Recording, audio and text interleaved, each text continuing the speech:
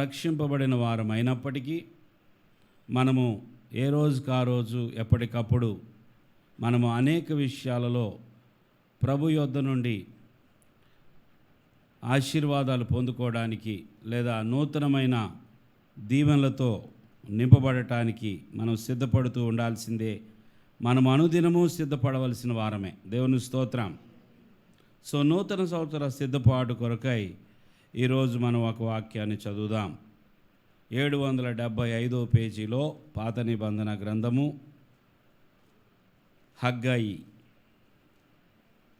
హగ్గయి గ్రంథము 1వ అధ్యాయము 5వ వచనం చదువుతున్నాను, జాగ్రత్తగా వినండి. కాబట్టి 775 పేజీ హగ్గయి 1:5. కాబట్టి సైన్యములకు అధిపతియగు యెహోవా సెలవిచ్చున్నదేమనగా, మీ ప్రవర్తన గూర్చి ఆలోచించుకొనుడి.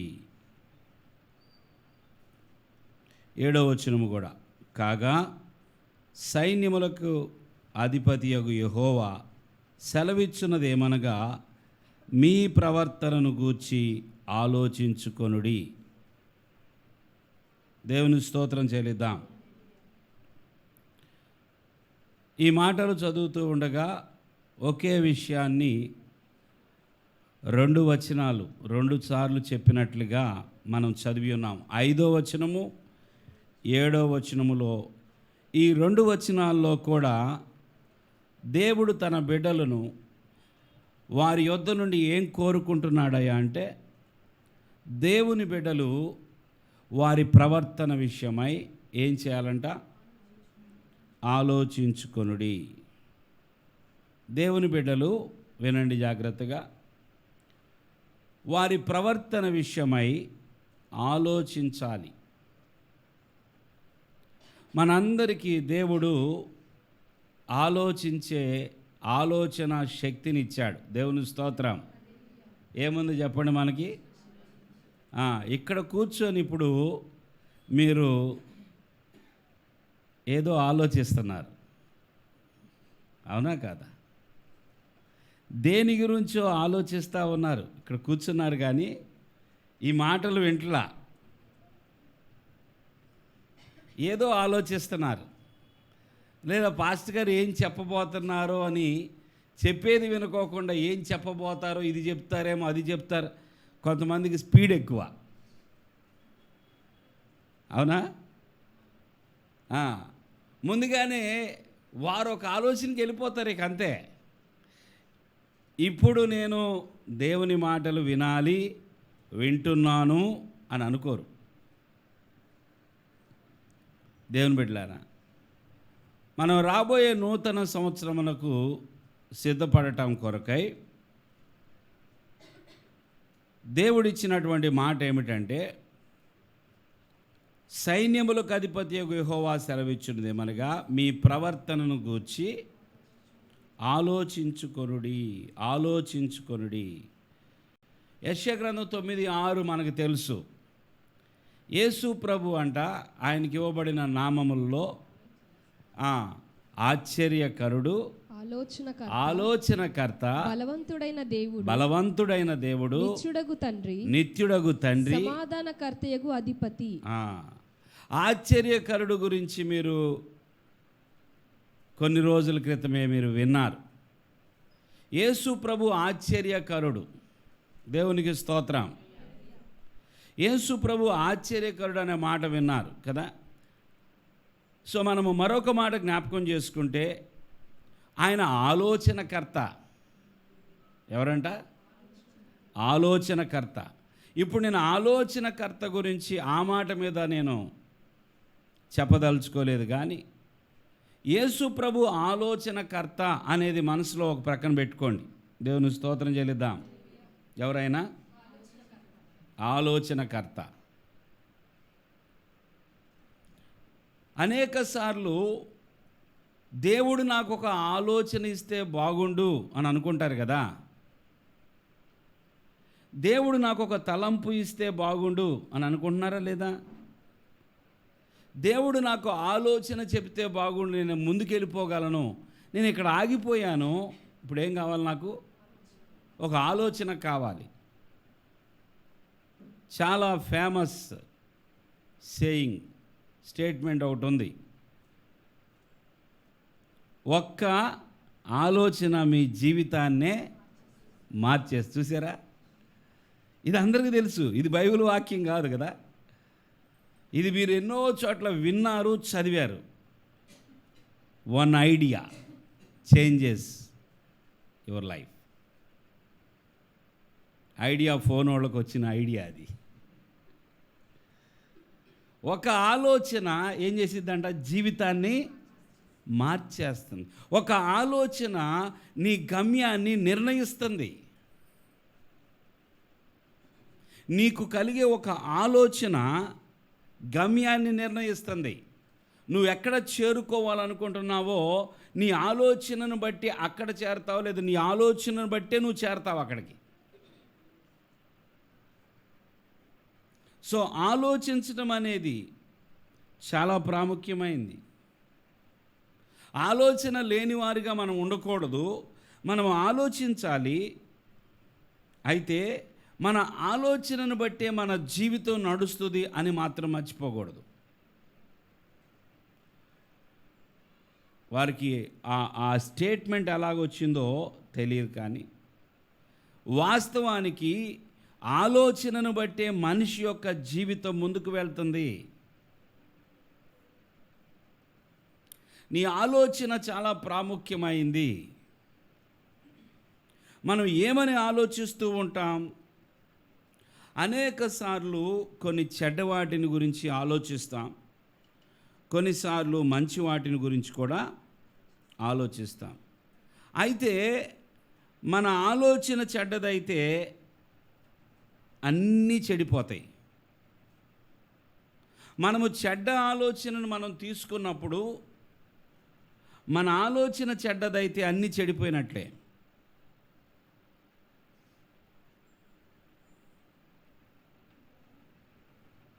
అనేక సార్లు మన ఆలోచనలు బట్టి మన యొక్క సంబంధాలు, మన యొక్క వ్యాపారము, మన యొక్క సామాజిక జీవితం మన ఆలోచనలను బట్టి మారిపోతూ ఉంటుంది. ఎదుటి వ్యక్తి గురించి నువ్వు ఏమని ఆలోచిస్తావో దాన్ని బట్టి వారి పట్ల నీ ప్రవర్తన మారిపోతుంది. అవునా కాదా? సో ఇప్పుడు ప్రవర్తనకి ఆలోచనకి లింక్ ఉందంటారా లేదంటారా? దేవుని స్తోత్రం చెల్లించండి. మీ ప్రవర్తన గురించి ఆలోచించండి అని దేవుడు అంటున్నాడంటే అసలు ఆలోచనను బట్టే ప్రవర్తన. సో ప్రవర్తన ఎలాగుందో మళ్ళీ ఆలోచించుకోవాలి. మన ఆలోచన మన ప్రవర్తనకు కారణం. మన ప్రవర్తనను చూసినప్పుడు మళ్ళీ మనం ఆలోచించుకోవాలి. దేవునికి స్తోత్రం. సో మనము ఒక నూతనమైన ఆశీర్వాదం పొందుకోవటానికి, లేదా రాబోయే నూతన సంవత్సరంలో ఒక నూతనమైన వ్యక్తిగా ప్రవేశించడానికి ఈ ఆలోచన చాలా అవసరం. దేవునికి స్తోత్రం. మన ఆలోచనలు చాలా అవసరం. 139వ కీర్తన 1వ వచనం నుండి కనుక మనం చదివినట్లయితే,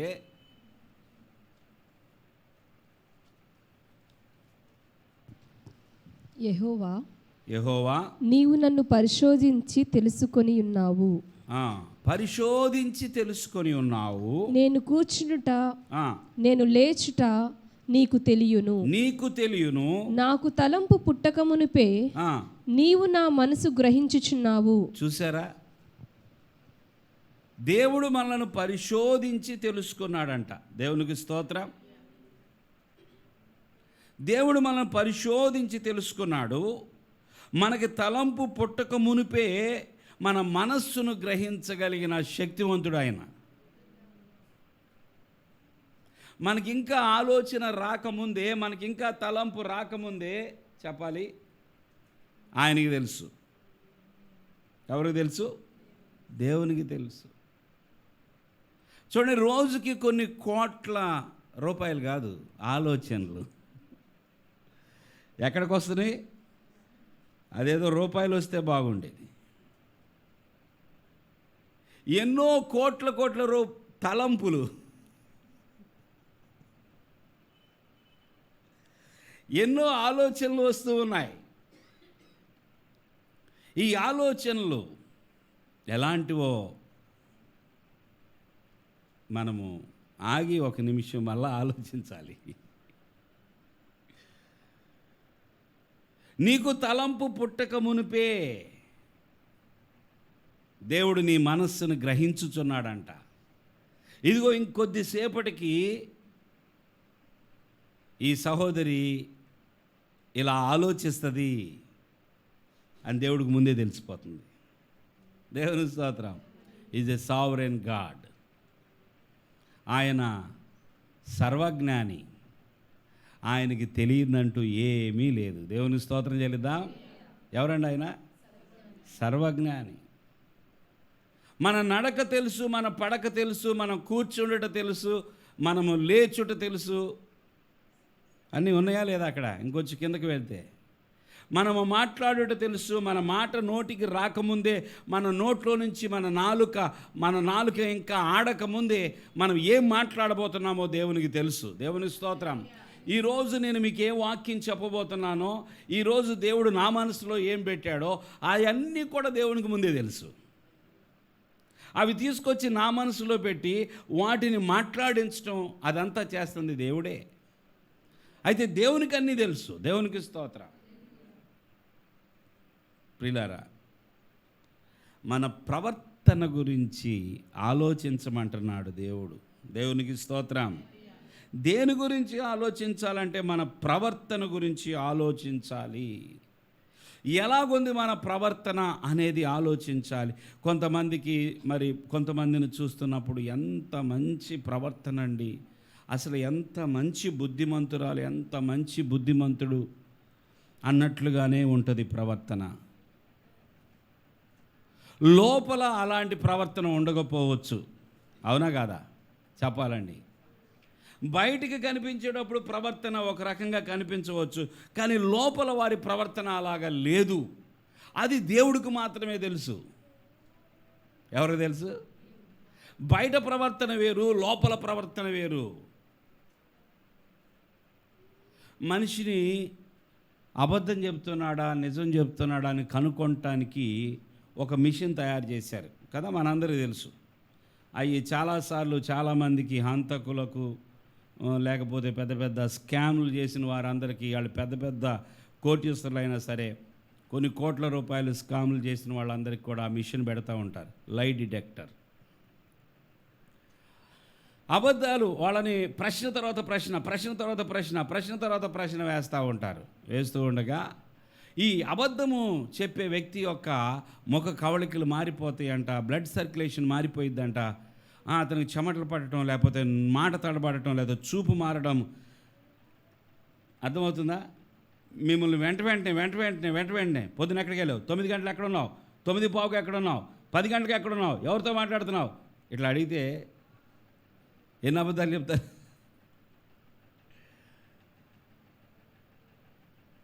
చెప్తారా లేదా? ఇప్పుడు అలా చెప్పేటప్పుడు చెప్పే వ్యక్తి యొక్క ఆ యొక్క బాడీ యొక్క ఆ శరీరంలో కదలికలు, మార్పులు కొన్ని వచ్చేస్తాయి. అది గమనించేసి ఆ లైట్ డిటెక్టర్ పట్టేసుకుంటుంది. ఎస్, వీడు అబద్ధం చెప్తున్నాడని ఆ లైట్ డిటెక్టర్లో దొరికిపోతారు కదా. లైట్ డిటెక్టర్ కూడా దొరక్కోకుండా అబద్ధాలు చెప్పగలిగిన ధీరులు, శూరులు ఉన్నారనేది కూడా మీరు నమ్మండి. వాస్తవానికి అనేకమైన ఆధారాలు దొరికినా వారిని లైట్ డిటెక్టర్ దగ్గర తీసుకెళ్ళి పెట్టినా కూడా వాళ్ళలో ఏమాత్రం కదలికలు ఉండవు. లైట్ డిటెక్టర్ కూడా పట్టుకోలేదు, కానీ పట్టుకునేవాడు దేవుడు అక్కడే. దేవునికి స్తోత్రం. మనం ఇంకెన్ని మిషన్లు కనిపెట్టినా మన యొక్క ఆలోచన విధానము, లేకపోతే మనం చెప్తున్న మాటల్లో ఉన్న తప్పుని ఏ మిషను పట్టుకోలేకపోవచ్చేమో, కానీ దేవుడికి మాత్రం తెలుసు. అసలు ఇంకా తలంపు పుట్టకముందే తెలుసు. దేవునికి స్తోత్రం. దేవుని స్తోత్రం. హల్లెలూయా. అమ్మా కూర్చోలేకపోతే పైన చేయను, పైన ఇవి రండి. హల్లెలూయా. చంద్ర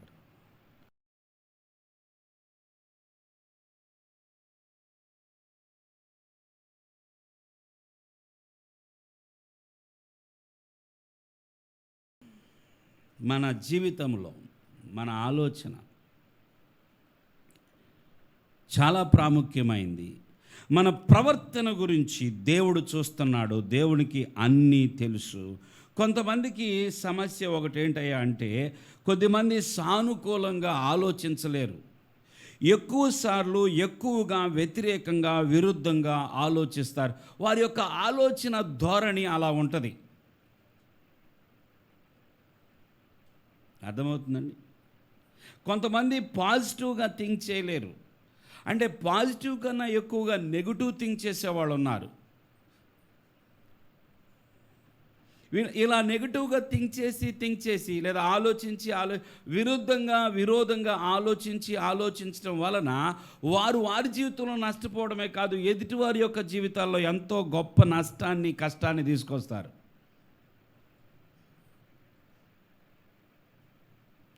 మన ఆలోచన మనము అనేకసార్లు సానుకూలంగా ప్రతి ఒక్కదానిని కూడా నెగిటివ్గా చూసే మనసు కళ్ళు కొంతమందికి ఉంటాయి. అందుకే కొంతమంది గురించి ఏమంటారు చెప్పండి?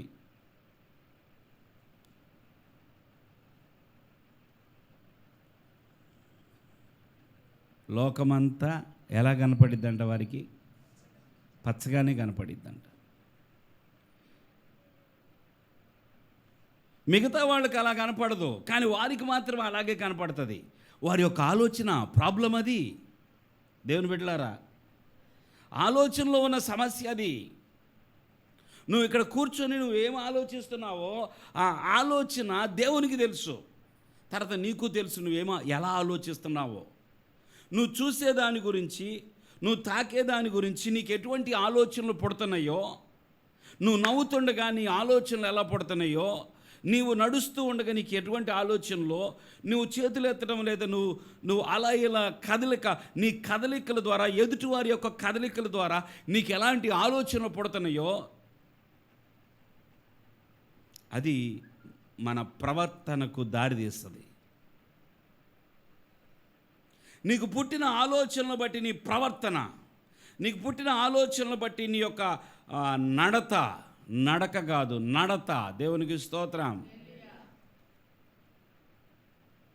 జీవిత విధానం, జీవిత శైలి, నడత, ఒకని యొక్క ప్రవర్తన, ఆ ప్రవర్తనకి వాని యొక్క నడతకి ప్రతిఫలం వస్తుంది. ప్రతి ఒక్క వ్యక్తి యొక్క ప్రవర్తనకు చివరిలో ఏమొస్తుంది చెప్పండి అండి? ప్రతిఫలం వస్తుంది.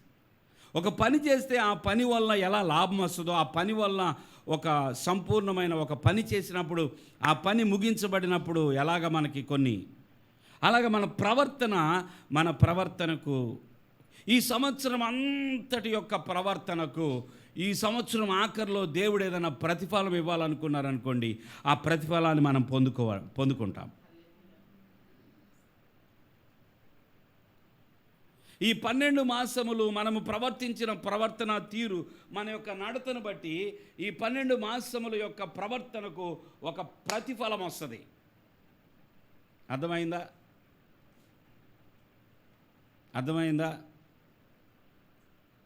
మన యొక్క ప్రవర్తనకు ప్రతిఫలం ఇచ్చే దేవుడు ఆయన.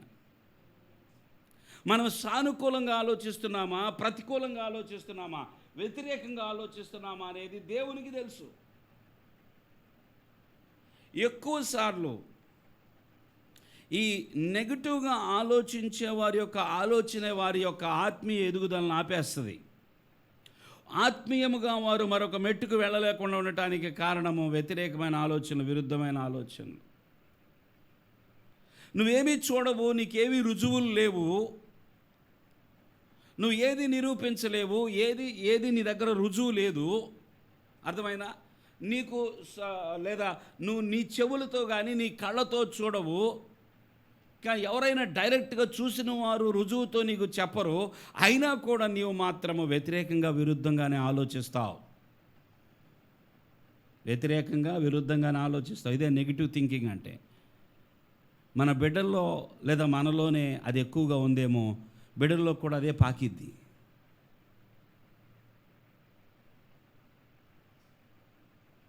నీ ప్రవర్తన గురించి ఆలోచించుకో.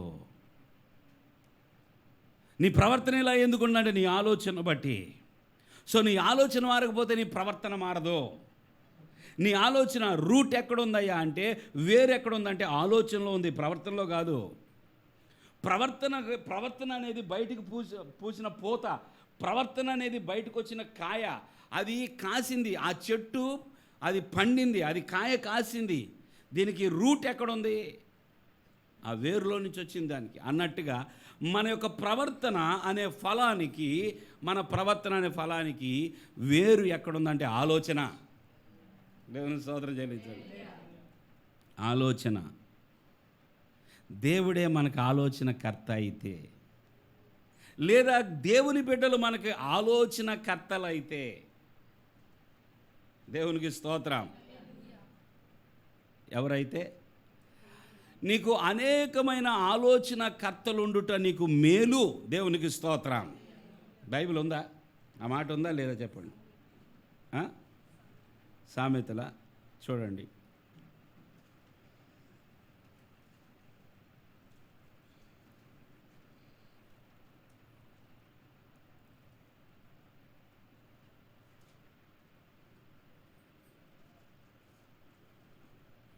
పదకొండు 14 సామెతల గ్రంథం.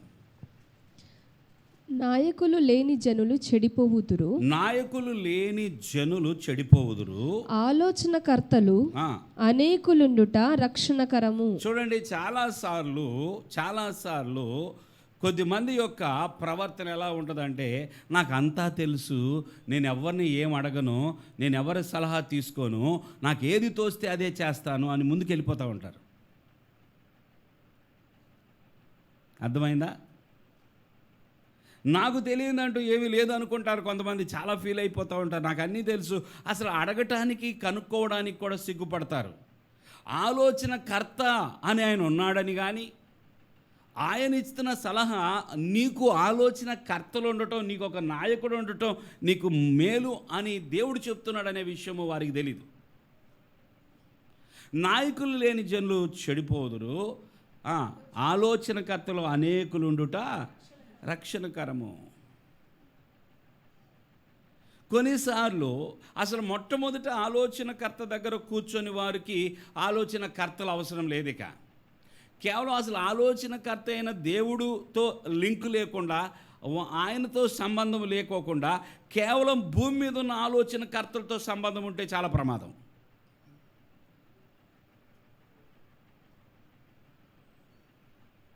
నీకు మొదట ఆలోచనకర్త అయిన దేవునితో సంబంధం ఉండాలి.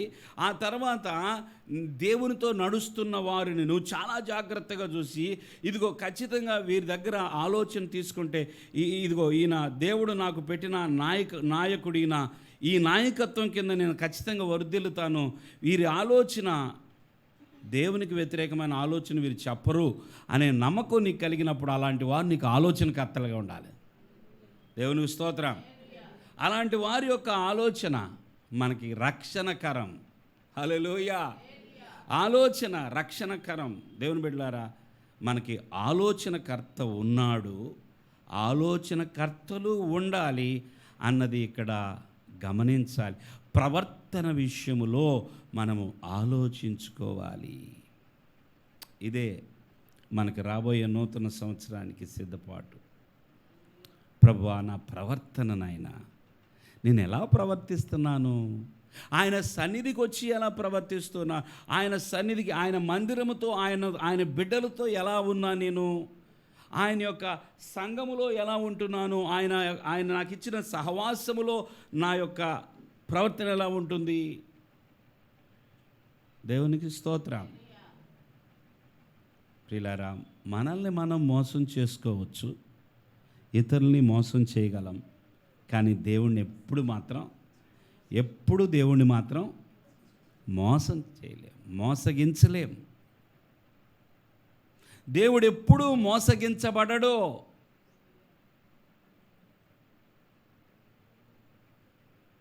ఇది బైబిల్ చెప్తున్నమాట. గనుక మన యొక్క ఆలోచన, మన యొక్క రూట్, మన యొక్క వేరులో మార్పు వస్తే అన్నీ మారతాయి. దేవునికి స్తోత్రం. మన లోతుల్లో కనుక మన యొక్క తలంపుల్లో కనుక ఆ మార్పు వస్తే అన్నీ మారతాయి.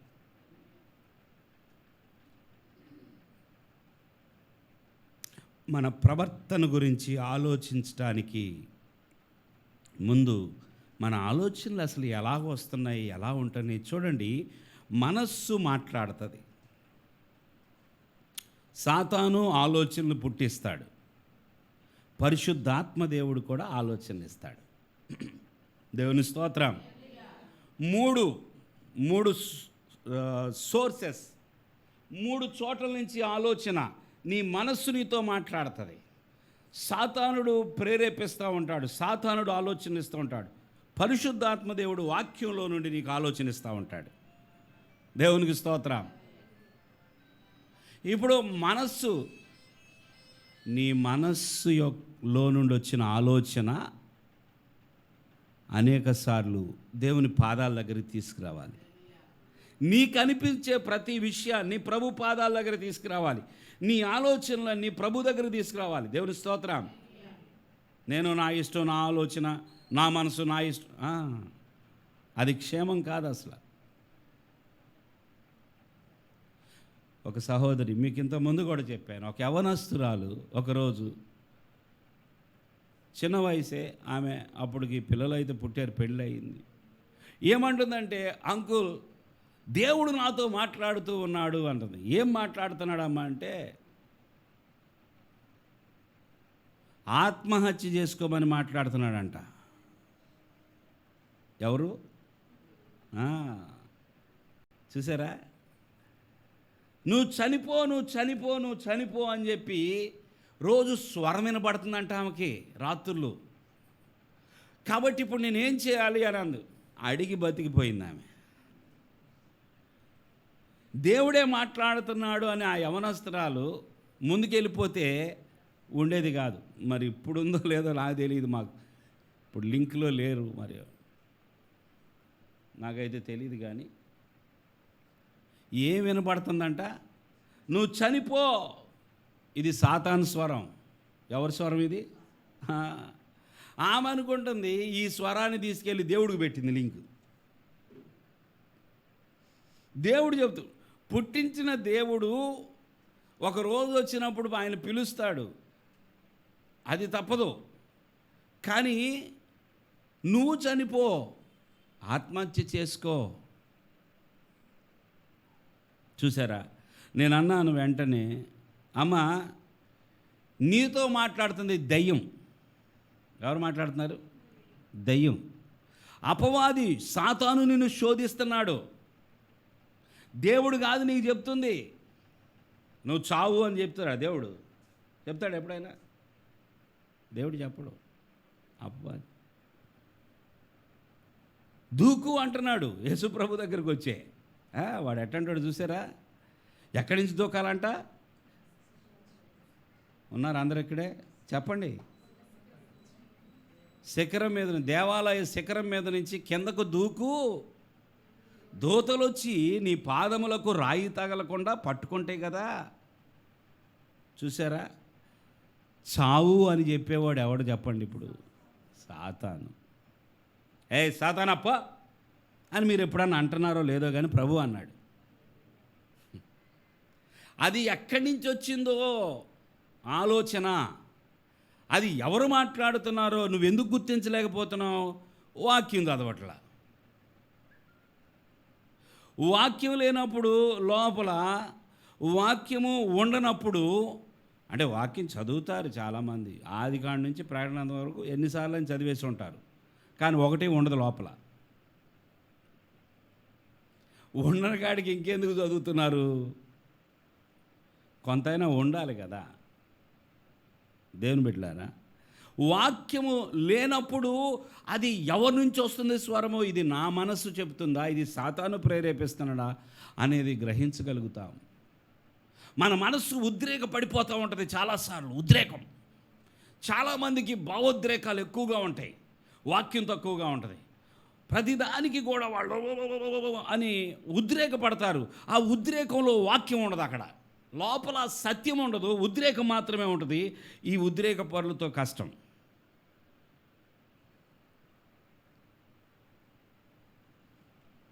దేవుని బిడ్డలారా, మనము ఆలోచనకర్త ఉన్నాడు, జాగ్రత్తగా మన మనస్సా లేకపోతే సాతానా దేవుడా అనేది గ్రహించుకోవాలి. ఎన్నోసార్లు నెగిటివ్గా నీకు థాట్ వస్తున్నప్పుడు నువ్వు ప్రభు సన్నిధిలో కూర్చొని, ప్రభువా నాకెందుకో నాయన ప్రతికూలమైన ఆలోచనలు వస్తున్నాయి, ప్రభువా నాకెందుకో ప్రభువా వ్యతిరేకమైన విరుద్ధమైన ఆలోచనలు వస్తున్నాయి. అది ఒకవేళ నీ భర్త మీదే రావచ్చు, నీ భార్య మీద రావచ్చు, నీ బిడ్డల మీద రావచ్చు. ప్రభువా నాతో మాట్లాడు, ప్రభువా నాకు చూపించయ్యా. చూడు, పరిశుద్ధాత్మ దేవుడు నీకు ఇవ్వని ఆలోచన మాట్లాడేవంటే నీ నోటికి శాపం తెచ్చుకున్నట్టే. ఆత్మదేవుడు నీకు బోధించి నువ్వు ఆత్మ ద్వారా నిజంగా ప్రేరేపించబడి నీ యొక్క కళ్ళకు ఏదైనా అది నిజమైతేనే మాట్లాడాలా. ప్రతి ఒక్కరి మీద చెడే చెప్తారు కొంతమంది, మంచి చెప్పటం అనేది మనం వినం. కొంతమంది నోరు తెరిస్తే వాళ్ళ దగ్గర ఏముంటాయి అంటే, వాళ్ళు నోరు తెరిచి వాళ్ళతో మాట్లాడినంతసేపు అందరి గురించి చెడే చెప్తారు, ఒక్కళ్ళ గురించి కూడా మంచి చెప్పరు. ఉన్నారా? చెడే చెప్తారు. వాళ్ళకుందే నెగిటివ్ ఆలోచన. అదిగో చూసావా ఎలా నవ్వుతున్నాడో, ఆ నవ్వేంటనుకున్నావు, ఆమె చూసావా ఎలా చూస్తుందో. వీళ్ళ లోపల అనేక సార్లు అది కూర్చుంటుంది. దేవుని బిడ్డలారా, మనము బయటికి చూపించే ప్రతి ఒక్క కదలిక మన లోపల ఉన్న మోటివ్ను బట్టి, ఆ మోటివ్ ఏంటో, మోటివ్ వేరుగా ఉండొచ్చు, కదలిక వేరుగా ఉండొచ్చు. మోసం చేయొచ్చు ఈజీగా, చాలా ఈజీగా మోసం చేయొచ్చు. అసలు మొట్టమొదటి జరిగిందే మోసం, ఆదికాండంలో జరిగిందే మోసం. సర్పం వచ్చి అవ్వతో మాట్లాడి మోసగించింది. అవ్వ మోసగించబడింది, అవునా కాదా?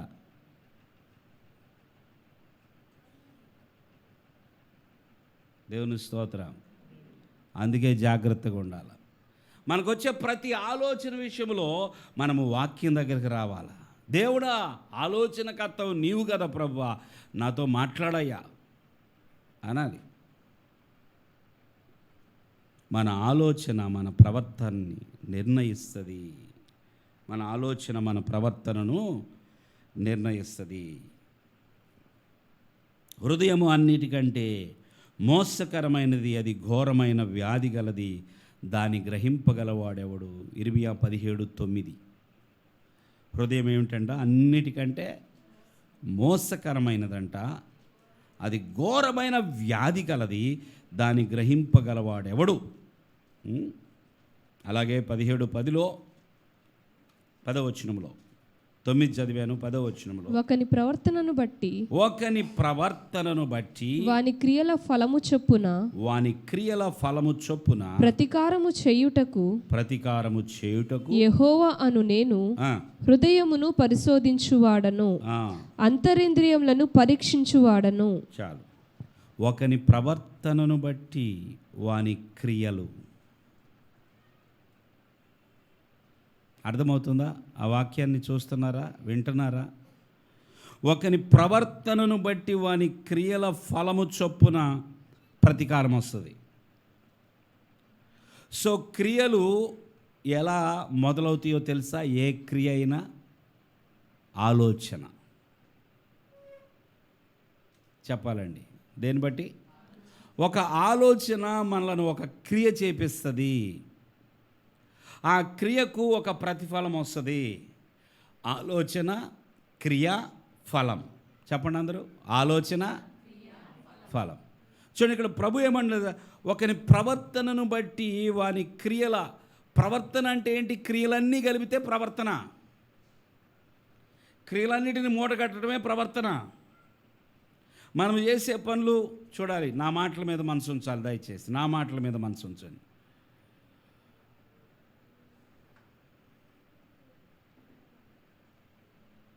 మన క్రియలన్నిటినీ మూట కడితే అదే మన ప్రవర్తన. మనం ఎలా నడుస్తున్నామో, ఎడు తిరుగుతున్నామో, ఎడు చూస్తున్నామో అదంతా కలిపితే అదే మన ప్రవర్తన.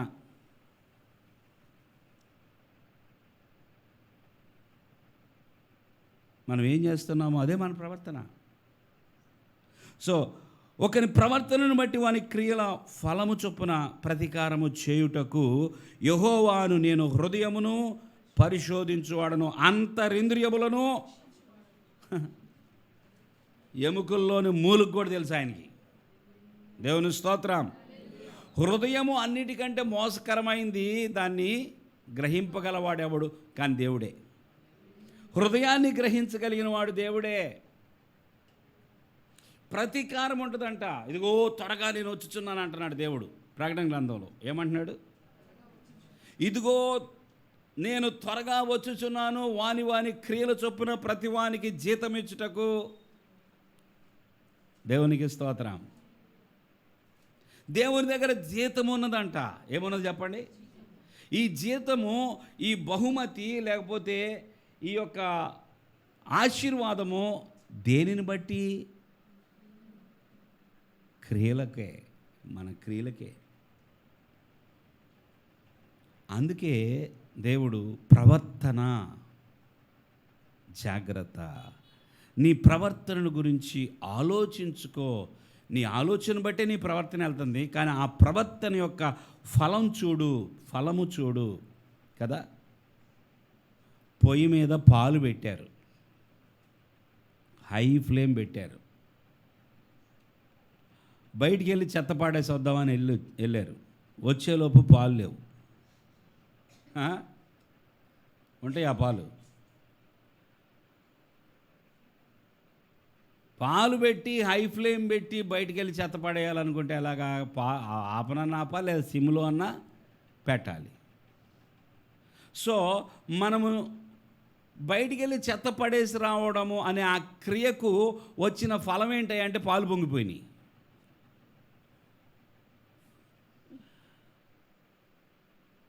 గనుక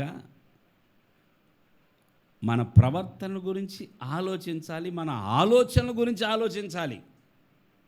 దేవుని స్తోత్రం. మన ఆలోచనలే మన ప్రవర్తన. మన ప్రవర్తన గురించి ఆలోచించాలి. అసలు మనకు పుడుతున్న ఆలోచనల గురించి ఆలోచించాలి. ఇది ఎవరి నుండి వచ్చిన ఆలోచన? ఎవర్రా నీకు చెప్పింది అంటాం మనం. పిల్లవాడు ఏదన్నా మాట్లాడగానే ఏమన్నా, ఎవరు చెప్పారు నీకు అసలు ఈ విషయం అని అంట. మా టీచర్ చెప్పారు. ఓ టీచర్ చెప్పాడా? మా అమ్మ చెప్పింది, మా నాన్న చెప్పి. ఒకానొక సందర్భంలో యేసు ప్రభు తన ప్రియమైన శిష్యుడైన పేతురుని, సాతానా నా వెనుకకు పొమ్ము అన్నాడు. మత్తయి సువార్త 16వ అధ్యాయం 22వ వచనం. పేతురు ఆయన చేయి పట్టుకొని ప్రభువా అది నీకు దూరమగుగాక, అది నీకెన్నడను కలగదని ఆయనను గద్దింపసాగెను. మనం ప్రార్థన చేస్తూ ఉంటాం కదా, ఈ రోగం దూరం అయిపోవును గాక, ఈ దయ్యం వదిలిపోవును గాక, ఈ వ్యాధి లయమైపోవును గాక అంటాం కదా. ఆ టైప్ అన్నమాట ఇది. అది నీకు దూరమగును గాక అంటున్నాడు. ఎవరితో చెప్తున్నాడు? యేసయ్యకి చెప్తున్నాడు ఈయన. మనం తోటి సహోదరుడు గురించి ప్రార్థన చేస్తే పర్లా. ఇప్పుడు ఈయన యేసయ్యకే ప్రార్థన చేసినట్టుగా ఉందన్నమాట. ఇప్పుడు ఎవరికి ప్రార్థన చేస్తున్నాడు? యేసయ్యను కాపాడటానికి యేసయ్య కంటే పై స్థానంలో ఉన్నట్టుగా మాట్లాడుతున్నాడు ఈయన. ప్రభు ఏదో చెప్తుంటే, ఇదిగో ఇది జరగబోతుంది, ఇది నెక్స్ట్ జరగబోయేది, ఆ తర్వాత మీరు ఇలాగా నేనేలాగా ఆయన ఏదో చెప్తుంటే ఈయన అది నీకు దూరమగుగాక, అది నీకెన్నడను కలుగదని ఆయనను గద్దింపసాగింది. ఎవరిని గద్దిస్తున్నారు చెప్పండి? ఇప్పుడు మీరు కూడా పని చేస్తున్నారా?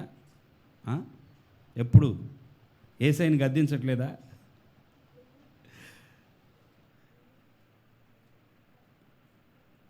మరి యేసయ్యని హెచ్చరిస్తున్నారేమన్నా? యేసయ్యా ఇది చెయ్యకపోతే హెచ్చరించట్లేదా? ఈ సంవత్సరం ఇది జరగకపోతే కొంతమంది అది కూడా చేస్తున్నారు. యేసయ్యని హెచ్చరిస్తున్నారు, గద్దిస్తున్నారు. పేతురు యేసయ్య ఏదో నాకు జరగబోతుందంటే ఆయన గద్దిస్తున్నాడు. నీకు జరగకూడదు అంటే యేసయ్యకి ఏదో చేత కాదు, ఇప్పుడు నేను సహాయం చేస్తున్నాను అన్నట్లుగా ఉంది. అందుకే ఆయన ఏమన్నాడు తెలుసా అక్కడ? అయితే ఆయన పేతురు వైపు తిరిగి సాతానా. ఎవరండి సాతానా? ఎక్కడ ఉన్నాడు? 4వ అధ్యాయంలో ఆయన ఉపవాసం ఉన్నప్పుడు కదా సాతాను ఉంది. ఇప్పుడు ఎవరెవరి మధ్య డిస్కషన్ జరుగుతుంది? యేసయ్యకు పేతురుకు మధ్య. మరి సాతాను ఎప్పుడు వచ్చాడు చెప్పండి? ఆలోచన. పేతురు గారి యొక్క నోట్లో నుంచి వచ్చిన మాట ఎక్కడి నుంచి వచ్చింది ఆలోచన ఆయనకి? అది సాతానా నా వెనుకకు పొమ్ము, నీవు నాకు అభ్యంతర కారణమై ఉన్నావు. నువ్వు ఎలాగున్నావు? నాకు అభ్యంతర కారణంగా ఉన్నావు. నీవు మనుషుల సంగతులని తలంచుచున్నావు గాని దేవుని సంగతులను తలంపక ఉన్నావని పేతురుతో చెప్పెను. చెప్పేది ఎవరికి ఇప్పుడు? పేతురుకే.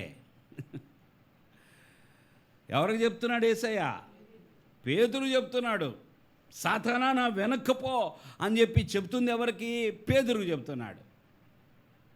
గనుక మనకు లోపల ఒక ఆలోచన వచ్చినప్పుడు అది ఏంటి అనేది మనకు తెలియకపోతే కొంచెము ఆగాలి. దేవుని స్తోత్రం.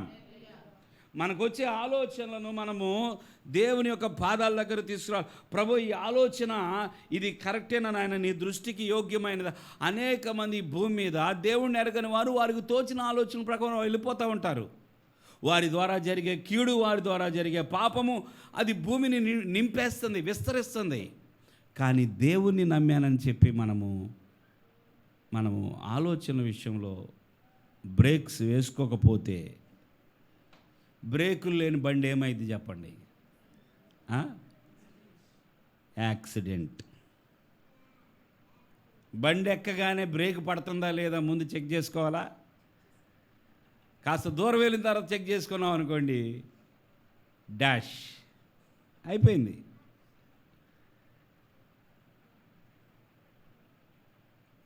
నిన్న బండి ఆగిపోయింది, నాకు ఆలోచన రావట్లేదు, ఇదేంటి ఉన్నట్టు ఆగిపోయింది అని చెప్పి ఆఫ్ చేసి మళ్ళీ ఆన్ చేస్తున్నాను, కానీ తొక్కాల్సింది ఒక్కట్లా, అది ఆన్ అవట్లా, ట్రాఫిక్ని జామ్ చేసేసాను. ఆలోచన కొన్నిసార్లు మనకు తెలిసిన ఆలోచనలు పుట్టవు కదా, భలే ఇబ్బంది. ఒక ఆలోచన రాకపోవడాన్ని బట్టి ఎంతమందికి నష్టమో, మనకి నష్టం, అనేకులకు. సరైన ఆలోచన ద్వారా ఎంతమందికి దీవెనో. ఒక అనుకూలమైన సానుకూలమైన ఆలోచన మీరు మాట్లాడటం ద్వారా మీ యొక్క ఆలోచన బట్టి మీరు సానుకూలంగా మాట్లాడటం ద్వారా ఎంతోమంది బాగుపడతారు. నాకు తెలుసులే, నువ్వు అలాంటి తప్పు చేయవు, నువ్వు చాలా దేవుని భయం గలవాడవి అని చెప్పి, ఒకవేళ వాడు అంత భయం లేనివాడైనా వానికి పదే పదే నువ్వు దేవుని భయం గలవాడివి, నువ్వు నిజంగా నువ్వు చాలా బెటర్గా ప్రవర్తిస్తావని చెప్పి ఓ పిల్లవాడికి చెప్పండి. వాడు అనుకుంటాడు లోపల, నేను చెడ్డోడిని అయితే నన్ను మంచోడు అంటున్నారేంటి? ఇది ఒక టైప్ ఆఫ్ ట్రీట్మెంట్. డాక్టర్లు ట్రీట్మెంట్ ఇస్తారు కదా, ఇది కూడా ఒక ట్రీట్మెంటే. వాడు అబద్ధం చెప్పాడని తెలిసినా మనకి కొన్నిసార్లు సానుకూలంగా, నువ్వు అబద్ధాలు చెప్పవలే, నాకు నమ్మకం ఉంది, నువ్వు అబద్ధాలు చెప్పే పిల్లవాడు కాదు, నువ్వు చాలా మంచివాడు, అసలు అబద్ధమే ఎరగవు అంటే వాడు లోపల నవ్వుకుంటూ ఉంటాడు, నేను చెప్పింది అబద్ధమే కదా. ఒకవేళ పొరపాటు చెప్పినా కూడా నువ్వు ఒకవేళ చెప్పుంటావేమో, కానీ మరలా నువ్వు అలా చేయవులే, నాకు నమ్మకం ఉందంటే మారతాడు. సానుకూలమైన మాట లేదు, సానుకూలమైన ఆలోచన లేదు. దేవుని బిడ్డలారా, మనము రాబోయే దినాల కొరకు సిద్ధపడటానికి దేవుడు ఇది కోరుకుంటున్నాడు. మనం ఇంకా మెరుగైన ఆత్మీయ జీవితం జీవించాలని, మెరుగైన క్రియలు చేయాలని, మన క్రియల ద్వారా దేవునికి మహిమ రావాలని, మన క్రియలకు మనకు మంచి జీతం రావాలని దేవుడు కోరుకుంటున్నాడు. చెప్పండి. దేవుడు మంచి జీతం తీసుకొని రాబోతున్నాడు. 2025లో తీసుకొచ్చాడు అనుకోండి, మరి మీకు జీతం ఎంతో, నాకు జీతం ఎంతో లెక్క పెట్టుకుందాం. జీతం అనగానే మనకు డబ్బులే గుర్తొస్తాయి కాదు, కానీ అర్థం అవడానికి చెప్తున్నా. దేవుడు మనందరికీ బహుమతి తీసుకురాబోతున్నాడు. దేవునికి స్తోత్రం. ఇంకా కొన్ని విషయాల్లోకి వెళ్దాం అనుకున్నాను. రేపు రాత్రి మనకి మరలా ఆల్ నైట్ ప్రేయర్ ఉంది కనుక దేవుని చిత్తమైతే దీనిలో నుంచే ఇంకొంచెం కొన్ని విషయాలు మీతో మాట్లాడతాను.